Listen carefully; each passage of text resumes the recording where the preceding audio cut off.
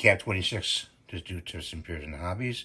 And as you know, I bring different videos to my channel on different subjects, as you have seen.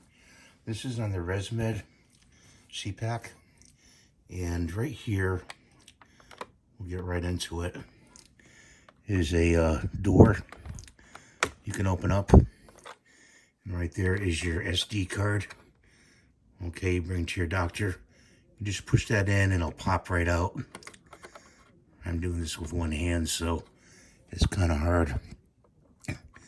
It's on the side here. Go like that, pop it out, bring it to the doctor, and they'll download it at the office with all your sleep studies on it. And you just pop that back in. Right here is your filter.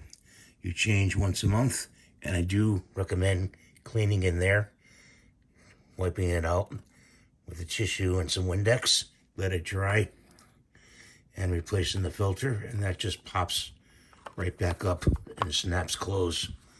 Basically, mine's hooked up to oxygen because I have oxygen at night. You want to wipe the top of it clean with a